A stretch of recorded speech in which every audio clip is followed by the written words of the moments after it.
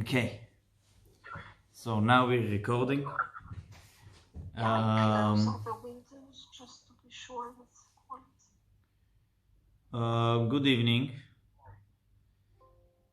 The life of Sara, Chayei Sara. This is the name of our parasha, the life of Sara.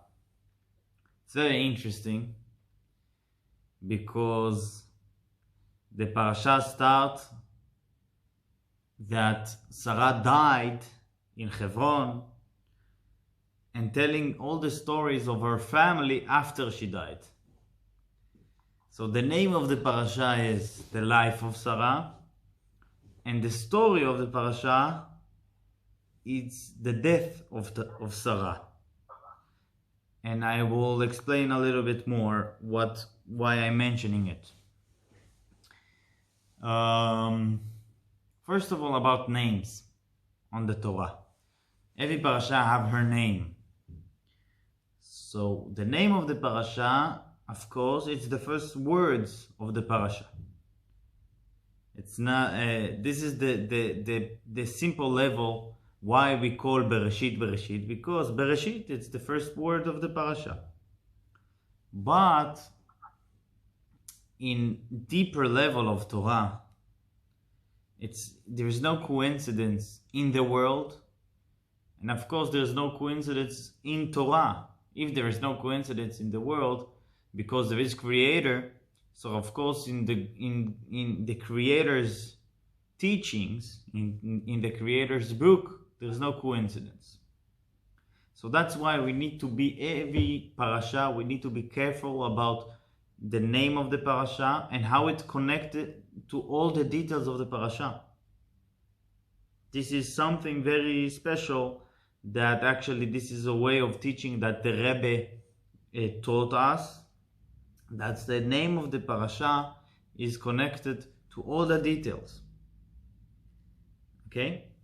Because a name of a thing represents the thing in full. And I can explain a little bit more about that. We know what is Hebrew.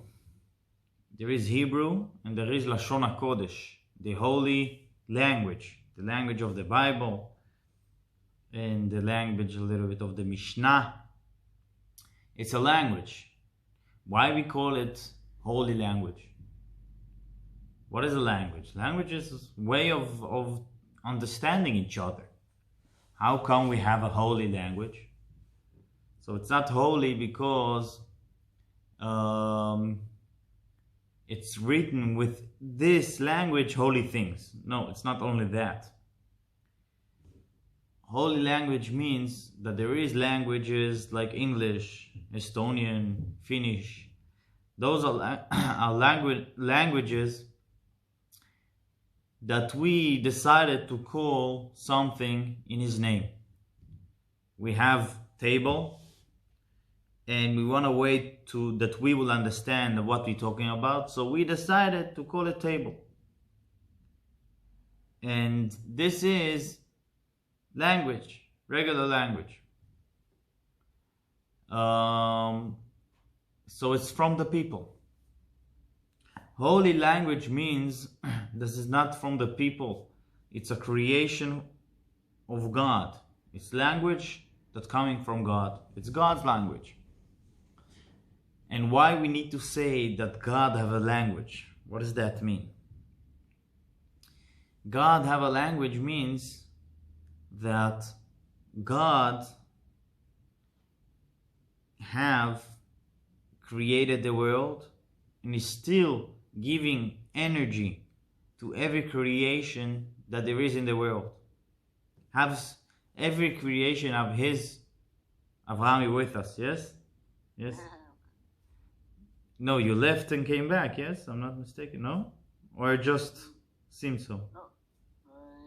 Yes, there is written on the screen, someone removed you from the I didn't remove you. meeting. That's maybe Google is removed. Now I'm back. Okay. So, there is, sorry.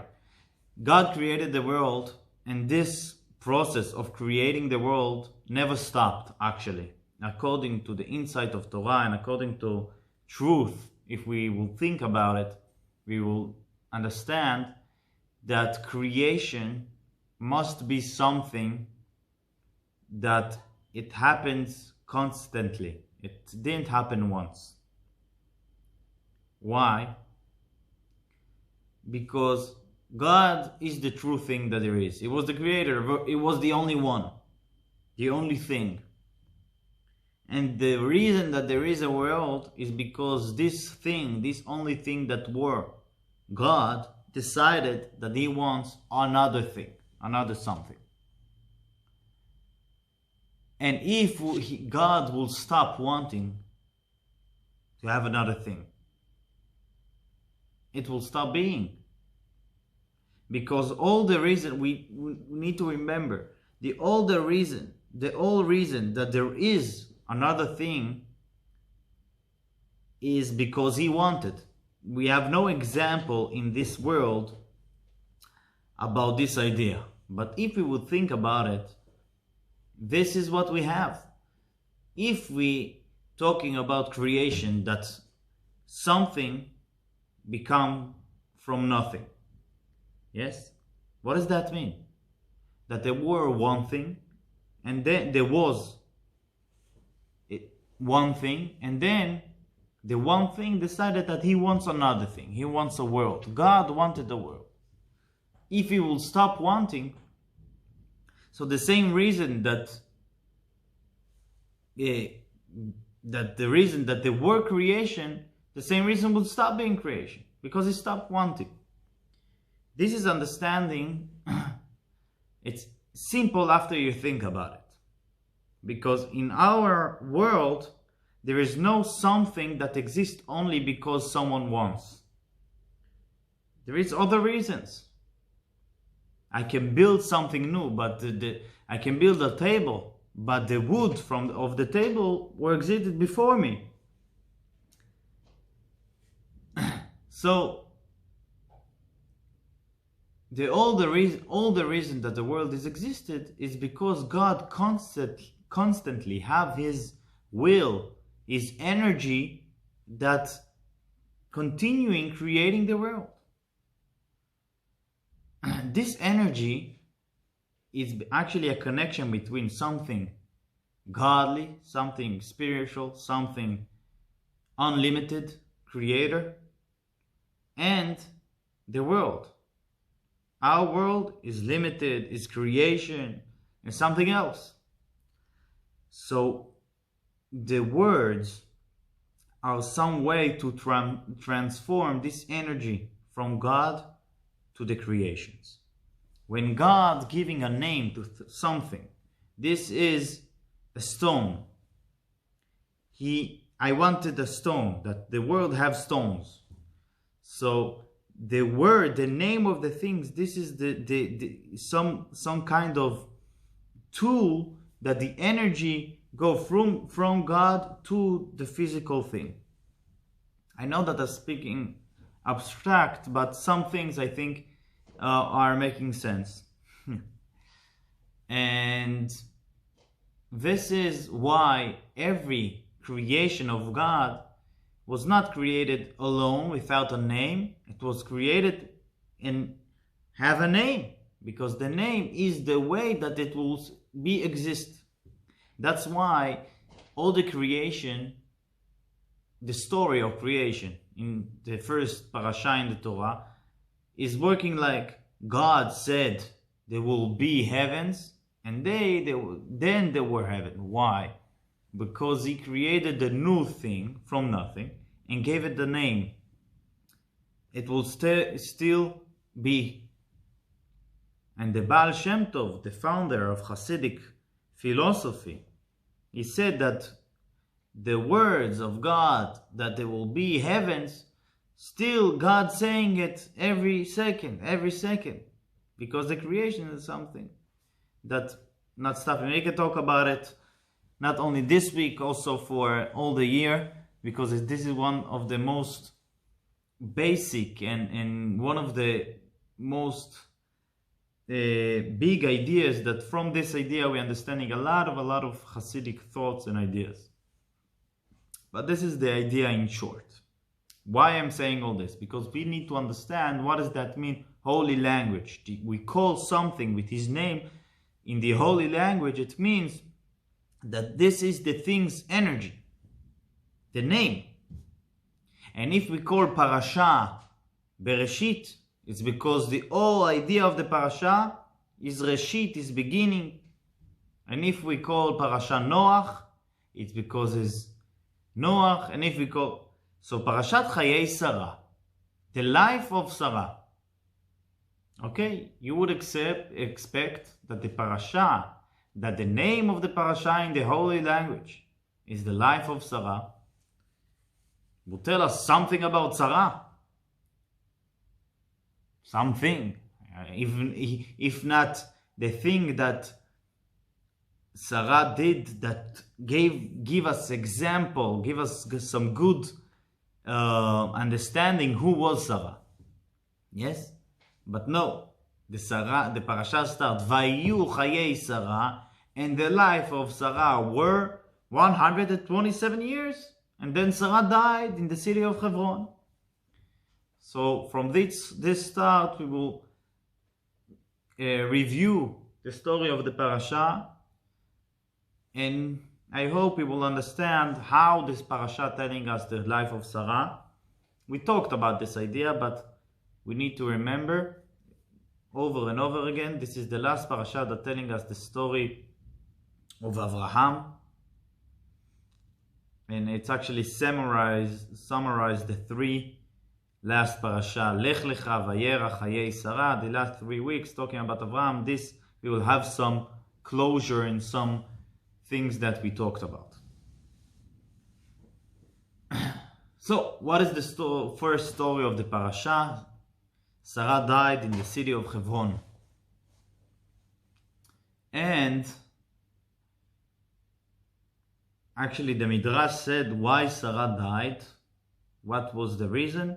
What was the trigger? It was after the story of the Akedat Yitzchak.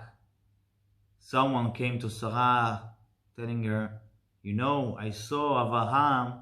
Avraham told Sarah, you know, I'm going with Yitzchak to have some Farbrengen. You know what is Farbrengen? Farbrengen is a gathering to say L'chaim, to sit, to talk. And Sarah said, of course, go to Farbrengen, you know.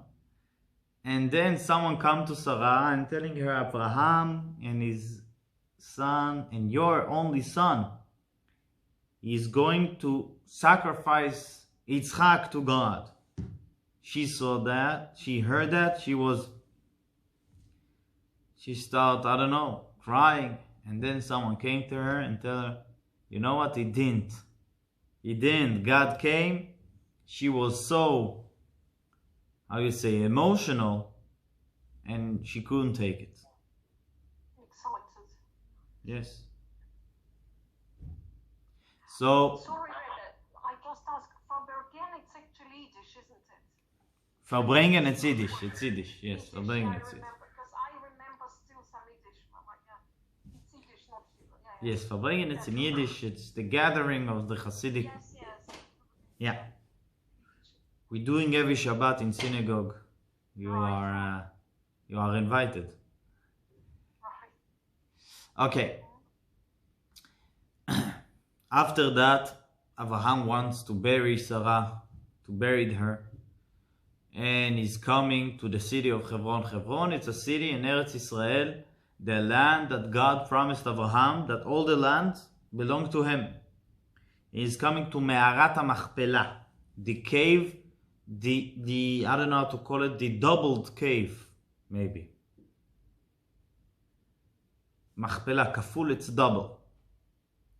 So why it's Me'arat HaMachpelah? So a lot of reasons for this name, but in this same cave, buried Adam and Chava, and Avraham and Sarah, and Yitzchak and Rivka, and Yaakov veLeah. So there is a lot of couples there. That's why they call it doubled. So Avraham came to to the owner of the place, the city, and everybody told Avraham, you are so famous now, you are so big, you are so rich, you are so important person. As we learned in the last parashot, Avraham became stronger and stronger and stronger, have so many servants and animals and people and money. So they really, really honored Avraham. So they told Avraham, everything that you want, you can take. It's yours. All the city is yours. Avraham looked for a graveyard to Sara. And Avraham did not accept anything. Even though it's his land, God promised him this land. And even though they offering it, he doesn't need to do something extreme to get it. Avraham resisting that he will buy it in a full price, bekesef maleh, full price. And he actually paying enormous amount of money, 400 shekel, the Torah call it, and he buy it. He buy the place. Why Avraham needs to buy the place? This is the first thing that belongs fully to a Jew. The first land in Israel that we learning in the Torah that Avraham was, he told Avraham, please take it. Avraham said, no, I want to buy it. So they agreed that Avraham giving him a lot of money. The first land that we got, it's Hevron. This is the first land that we have the protocol of the selling, and he got the land and he buried Sara there. And after many, many years, he also was buried there. Okay. This is the first part of Parasha. Second part of the Parasha. Okay, you're with us. Second part of the Parasha. It's the FBI checking if I'm talking something. Yes. The second part of the Parasha, or Putin, I don't know. Second part of Parasha. So in first part of Parasha, we saw something about the life of Sarah. No. He buried Sarah. Second part of Parasha, Avraham calling his great servant, Eliezer. And I want to talk a little bit about Eliezer. Who is Eliezer? In our Parasha, there is very, very long chapter that's saying the story of Eliezer looking for a Shiduch to the wife, to the son of Avraham. And it's very long, and the Torah telling the story once, and then Eliezer tell the story, all the story all over again to the family of Rivka.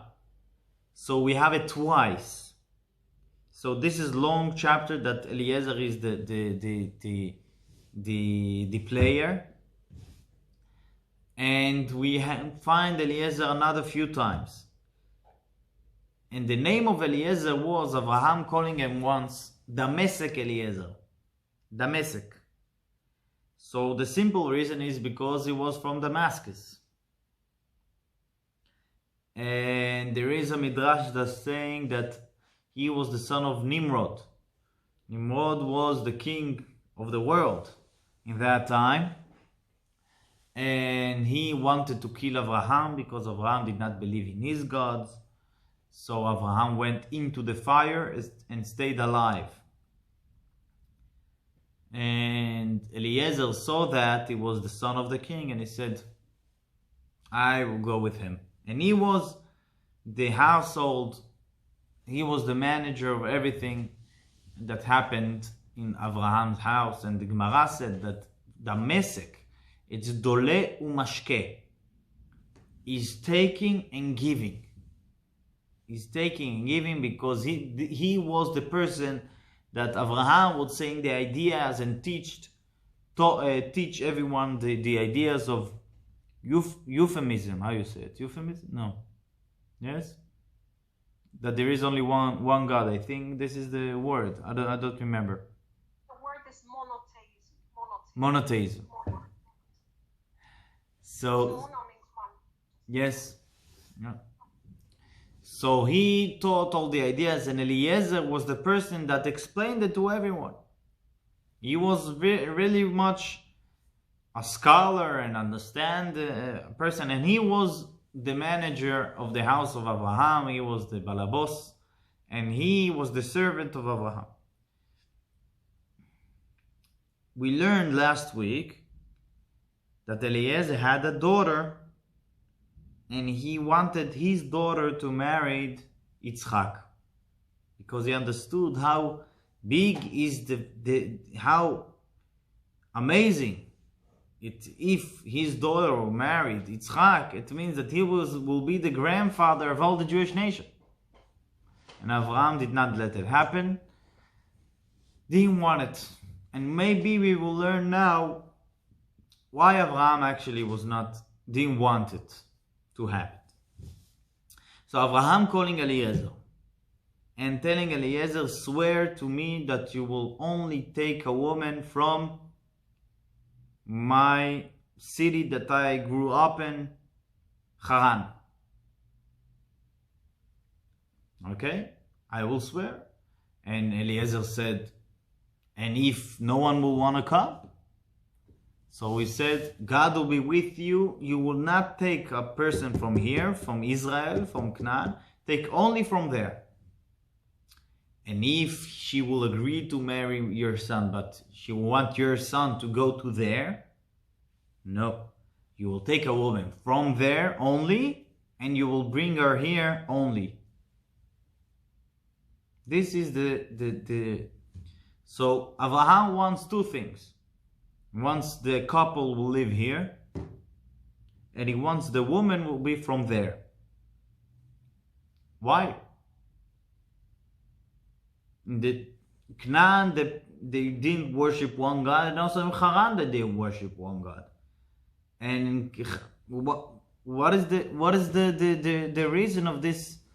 And that Avraham so insists of this two parts of the swearing. Okay, we will see. Haran, it's in Turkey, it exists until today. It's in Turkey. I have a cousin, he's the Rabbi of the Ashkenazi community in Turkey. He's the Chabad Rabbi there. And he just this summer, we're in Haran. And they're speaking their Aramaic. It's very similar to the Aramaic that we have in the Talmud. And they're still living like many years back. I mean, we're talking about maybe 2,000 years back. Very, very old lifestyle. The houses are from mud and so on. And so this is in Turkey, close to Syria and Iraq. It's very in that area. And Eliezer was traveling there from Israel. And it took him one day. It was a miracle. It took him one day. He took 10 camels with him, with all many goods from his house, the house of Avraham, to offer the bride of his son.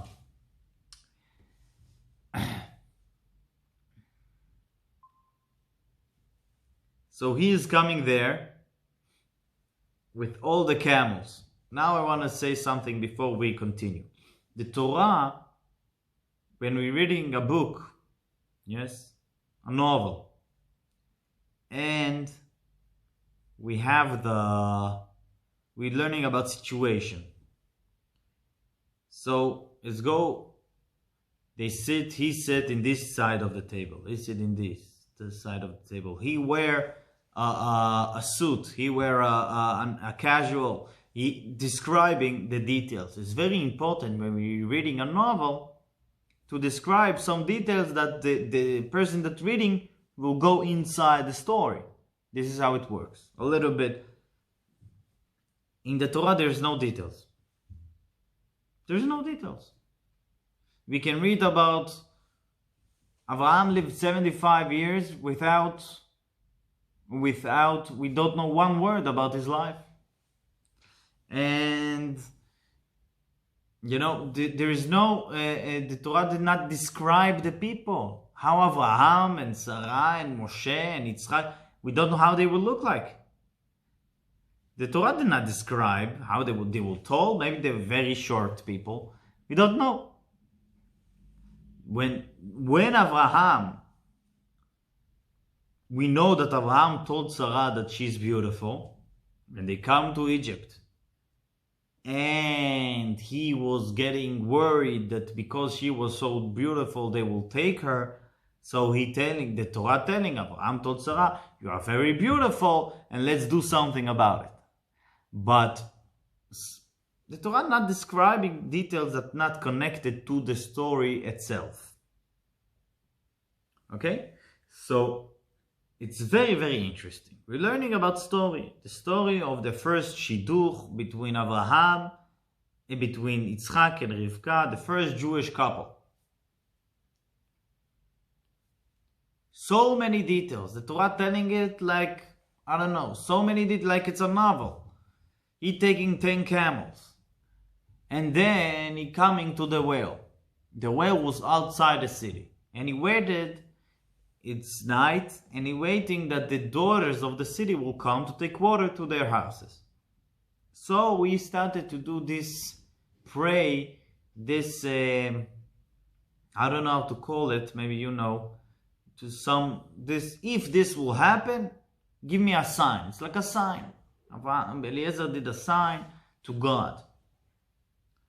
If a woman that I will ask her, please give me a water to drink, and she will tell me, I will give you and also to your camels, this is the perfect Shiduch to Yitzchak. This is the story. And then, before he even finished talking, the first daughter of coming, and he asking her, and she's saying, of course, and I will give to the camel. And the Torah saying so many details. She were with the, how you say, the water, something to the water vessel. Avraham, I don't hear you. It's a jug. Yes, a jar maybe, yes? Jar, yes. Maybe. And she coming with this, and she put it on the ground, and she giving him to drink, and she gave all the camel to drink until they finished drinking. The Torah said that the camels finished drinking. The Torah said it 3 times in the first story, and then he repeats everything. A lot of details. And the question is why? Why so many details? But we will see after we will review some ideas. And then he's coming to their houses, to the house of our family, and he telling him, I want her to my master's wife. She was cousin of Avraham, of Yitzchak. And of course they knew the family, of course. And she agreed, and they came back. And then the Torah said, very important lesson that we have here. The Torah said that they got married. And then Yitzchak loved her. And from that we're learning very, very, and this is why I told you that I will mention Hollywood today. This is Yitzchak and Rivka, it's the first Shiduch. Avraham, we don't know anything about their Shiduch, about how they got married.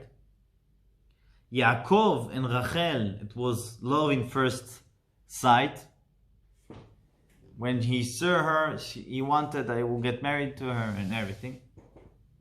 Yitzchak and Rivka was the couple that lived together 120 years they lived together. More than Avraham and Sarah, and more than Yaakov and Rachel. Of course, Yaakov and Rachel lived maybe 20 years, 30 years, small amount of years. Yitzchak and Rivka, we never find argument in the Torah between Yitzchak and Rivka. Avraham and Sarah, they argue about Ishmael. Yaakov and Rachel argue, of course, also. Yitzchak and Rivka lived the most many years together, 120 years. We don't find that they fight. Even though Yitzchak loved Esav and Rivka loved Yaakov, they were not the same, but they managed. And this is maybe connected to what we find only in Yitzchak and Rivka. The Torah said that it was Shiduch, Eliezer gave her to Yitzchak, and he married her, and after that came the love. And this is the Jewish way. And this is why when Hollywood going into the story. In Hollywood, you can see a movie of 90 minutes, even 120 minutes. And in the end, they love each other. What happened after 90 minutes? They still love each other? We don't know. The movie stopped. The movie finished. And then 1 year, 2 years, 5 years, they still living together. In Europe, the average of divorce is 50%. 50. Yes. In Israel is 30. There is a joke that when you give a check to the wedding, so you give it for half a year forward. If they will still be together, take it. If not, it means that one of two marriages that you're going into the wedding here in Europe, one of two will not stay together. Why is that? Big reason for that is Hollywood. They need to feel something and then ta. No, it's not working like that. In the Jewish way, the averages of the verse are maybe, I don't know, 10%. And one of the big reasons for that is we're building something together. First of all, let's see if we are thinking the same, if the personality is the same, if we are the same, have the same goals, if we fit, we have mentality that they work together, and then we get married because it's good. And the love is something that you need to build. Love is something that you need to build. Marriage in the Jewish nation is not something that is the peak of your life. It's not the best day of your life. No, it's the beginning of the best time of your life. It's only a beginning. If it will continue and you will still work on it, it will still be like the first day, like the marriage. But if not, if you think it's the best day of your life and from that everything is worse, so the love of Yitzchak and Rivka came after the marriage. You want to say something, Elena? Just interesting, very interesting. Yeah. Well, as you know, unfortunately, sometimes everything is nice, but people die, suddenly. This is also the sad thing. Even if everything works, but Yeah. sometimes, Yeah. unfortunately. Well, that's how life is. Sometimes, Yes, Sarah died in the life of Avraham. And Rachel, Yaakov lived after Rachel's passing. He lived for, I don't know, for maybe almost 100 years. I don't remember how much. Okay. So this is one short idea that we learned from this story of Yitzchak and Rivka. After that, we're learning story that it seems, if you think about it, very crazy. Avraham married another wife. This is the end of the parasha. He married another wife and have with her another 6 kids. First of all, what are you doing, Avraham? Okay. In Yiddish, we said zu gesund. If you want, okay, good for you. But, zu gesund, yes. But, second thing, we need to understand, this is the life of Sarah. What we have here in this parasha, the burial of Sarah, Yitzchak loving new woman, and Avraham getting married and have 6 kids. What's going on here?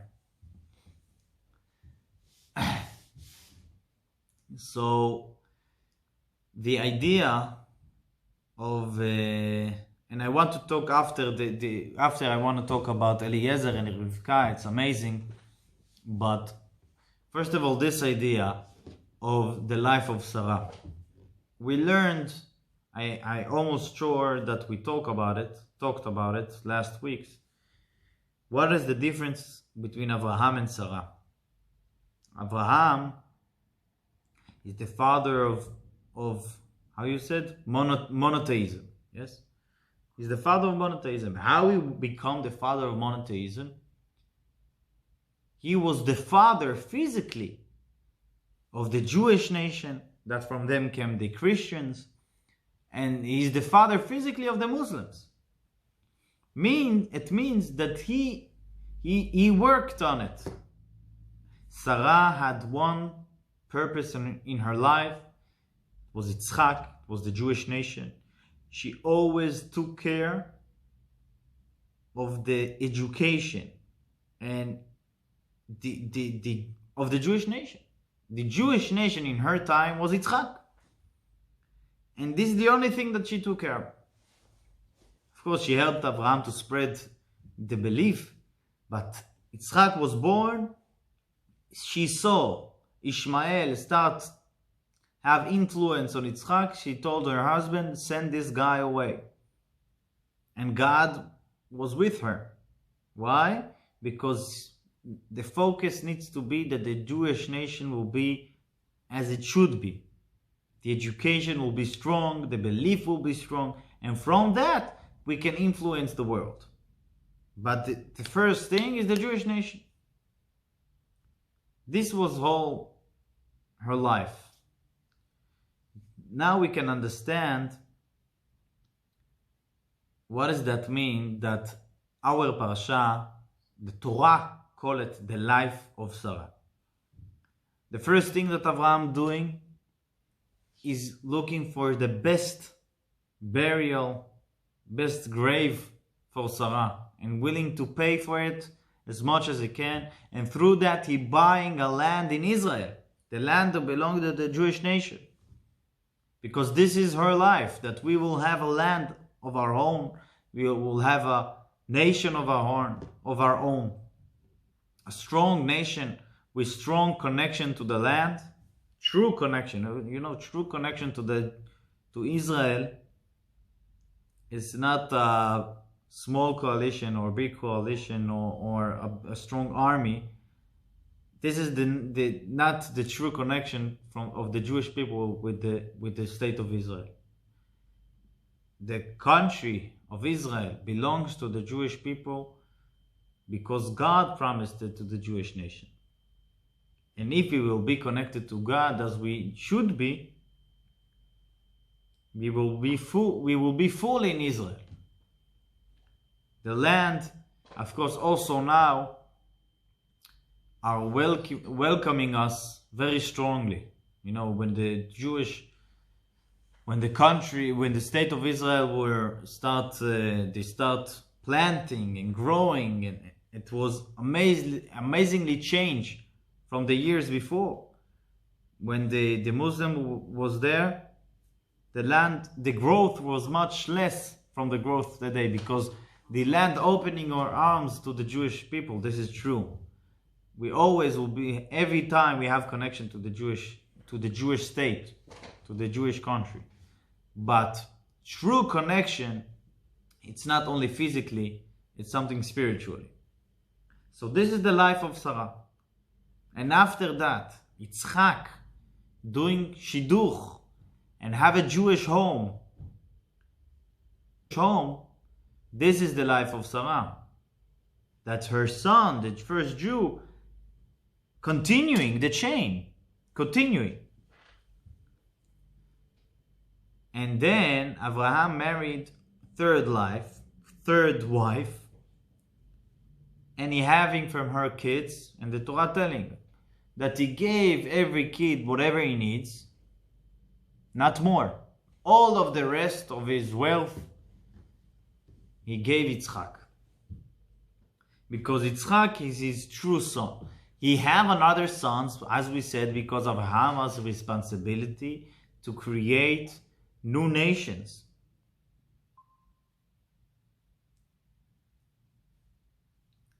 Avraham has responsibility to create new nations. That's why he having more kids. But after giving him, the kids, everything that they need, he giving them, the Torah call it matanot, he giving them gifts. And more than that, they will not have from his wealth, everything going to Yitzchak. It means that he choosing Yitzchak to be his continuer. How you say? The person that will continue all his work. And he have another duties. But is the focus of Avraham after Sarah's death is to buy the land of Israel, to bury her in a proper way, and to make Shiduch to Yitzchak, that he will have a Jewish life, and to have more kids and send them away, that he can be focused on his life's mission, of Sarah's life's mission, that this is Yitzchak. Now, I would say another idea about Eliezer and all the story of the Shiduch. So first of all, we learned last week that we have the Shalshelet this week. You remember the Shalshelet means the note, Shalshelet in Hebrew. The note that we're saying, Vayomar,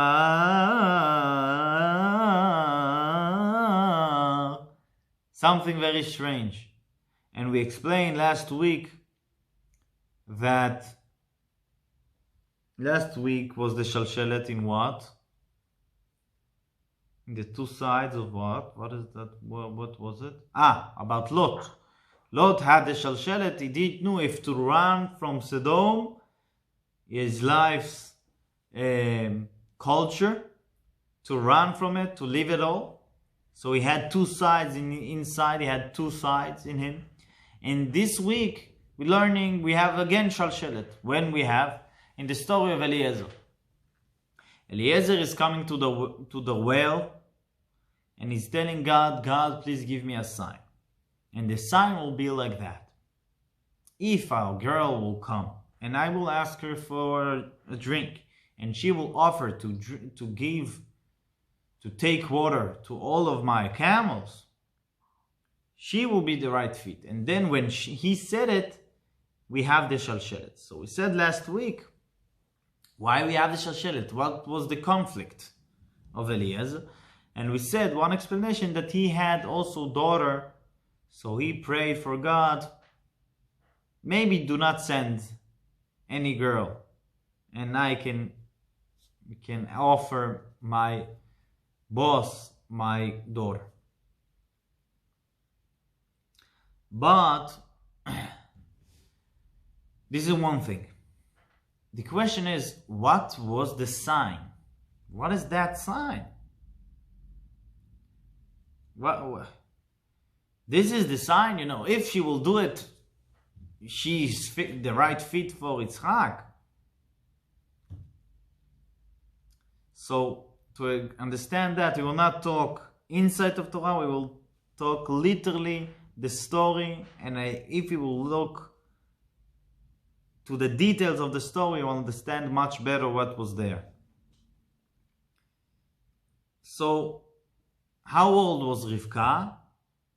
So most of the opinions said that she was 3 years old. But of course we understand that they were much more big than today's people. Meaning she taking the water to her house. There is some opinion that she was 12, not 3 years old. And a person coming to her near the well, asking her, please give me water. What would I say? Here's the well. Go take. Here. You see, I'm a woman with my how you say, a jar. You take. Here's my jar. Yes. No, she didn't say that. And she said, I will bring you water from the well. I will go to the well, I will bring you water. And then she said,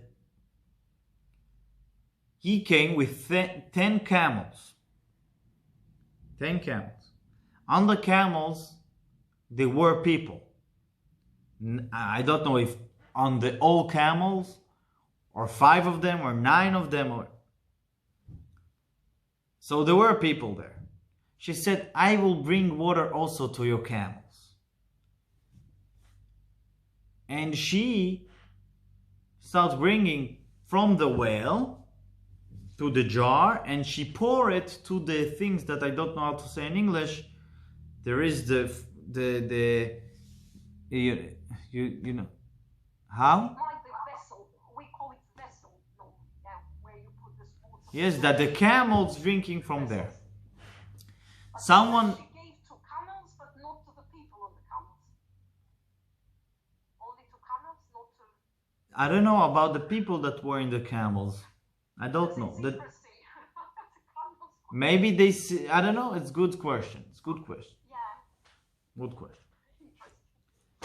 But let. Camels were drinking, and she was like, taking care of them. Let's understand what does that mean that she gave to the camels.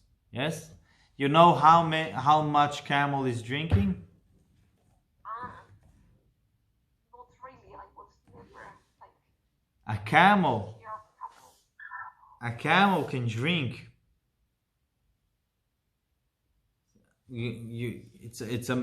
I will just tell you some details. I will. They drink to have a supply. They kind of. Very good. For a long time, right? Something like that. The camel can drink in 10 minutes. 1 second. Let's see what's going on here.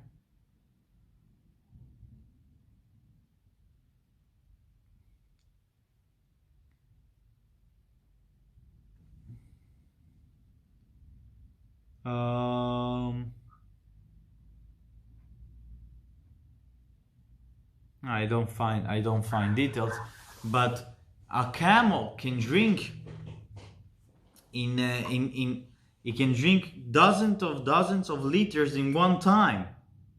A person, in order to live, he cannot live if he 3-4 days did not drink. This is max. Camel cannot drink for 6 or 7 months in the desert. Doesn't need to drink. You have this behind them, the big, I don't know how to call it, and he taking from there, and as long as the time passed and he taking from the back, it's getting smaller and smaller.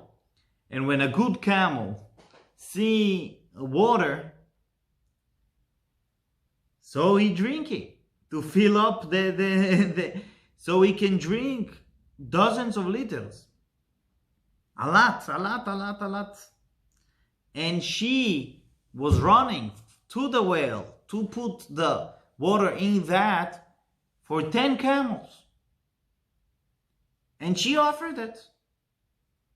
He just wanted to drink something. And she said, you know what, I will give to you camels. And she gave to 10 camels, and she's running. You can imagine it can be, 30, 40 times. I don't know. We don't know how big was the jar. But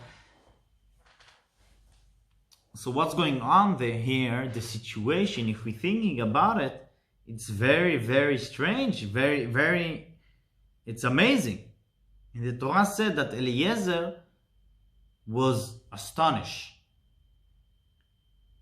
And if you read it, you think he was amazed that God in 1 second gave him the first girl and she did. No, but if you're thinking about it, it's much more than that. He was astonished to see this amazing situation. You're asking from a person to give you some water, and she offering to give not only to you, to all the camels, and she's running and giving and giving. It's like amazing. And the Torah said 3 times that she's running. She ran to do it. So this is about the old details. Because of that, we understand why the Torah is saying how many camels and where was the jar, and the Torah said that 3 times that she gave to all the camels until they finished drinking. Because now we understand the situation. And now we understand the sign of Eliezer. Eliezer understood. Avraham telling him, I want a woman from there, not from Israel. And I want her to live here. So we understood. Avraham wants them to live in Israel. Why? Because this is the land of the Jews. You want the head to be straight, to know that she is continuing the Jewish chain for real. She is one of the, how you say, patriarchs. Yes. But the heart was there. In that time, the girls from Haran had a special heart. So he said, Avraham needs the perfect daughter-in-law. Yitzchak needs the perfect heart. So he said, I will ask water.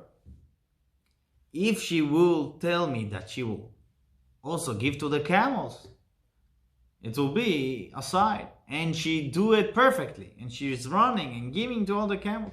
So this, if we understand the situation better, we understand what's going on. Avraham wants a full heart, and Eliezer understands that. And that's why he gives this sign, and that's why the Torah telling us all those details about how was the story. This is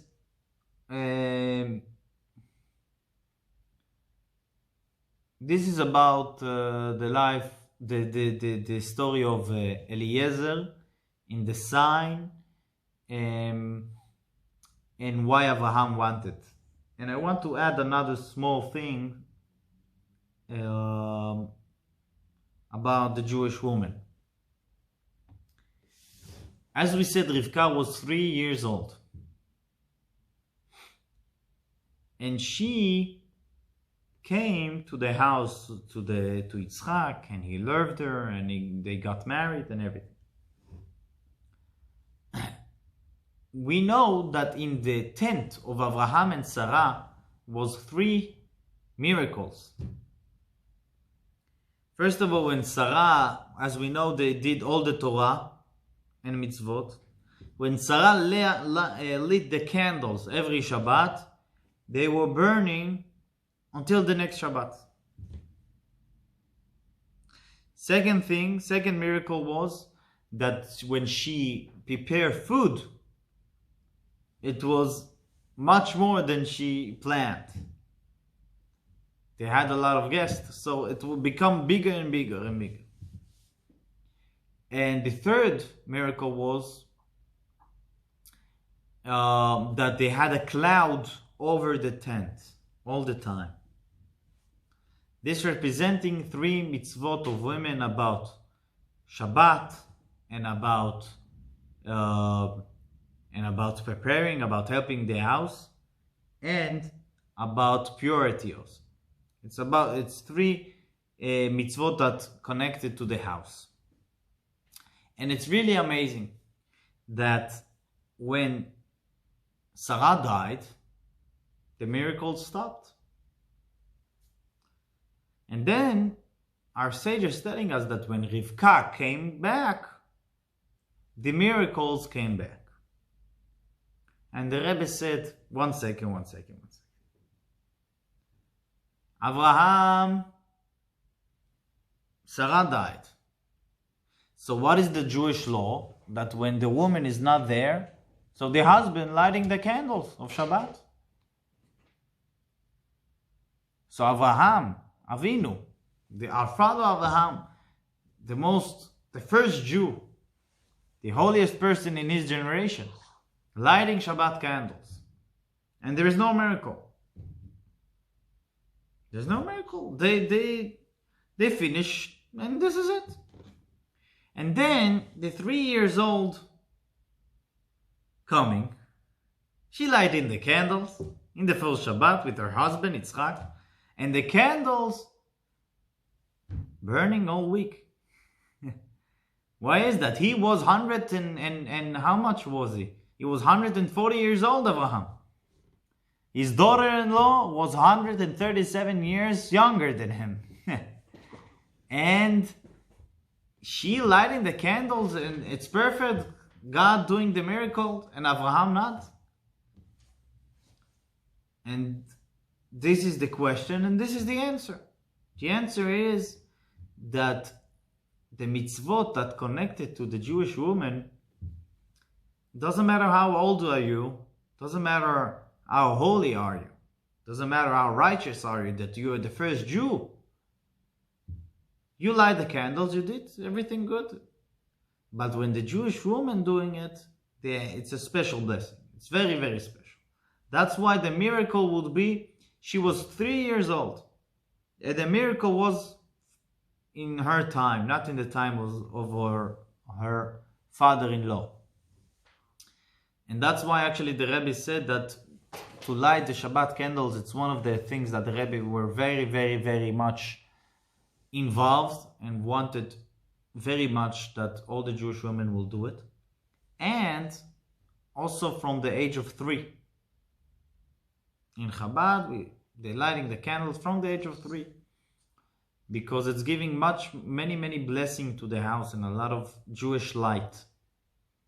So this is something very special about the amazing fact that the miracles was by Rivka and not by Avraham. So, what do we have from this shiur? We have the power of Shiduch and the Jewish house, how it built. It built in a common goals, in a common mindset that we will build a Jewish home. And after that, and after the Shiduch, and after the marriage, coming also the love. And we have also the idea of what was the right Shiduch for Yitzchak. The right Shiduch of Yitzchak was the woman that had the biggest heart. And this was the right Shiduch. This is what makes Jew a Jew. Avraham, and so we learned about Avraham and Sodom. Avraham was the chesed, he did charity to every person. And Lot lived in Sodom, the opposite. Why? This is the difference. Avraham represents the caring and the charity to everyone, doesn't matter who. And that's why Rivka was the right fit to continue the tradition of Avraham on to the Jewish nation.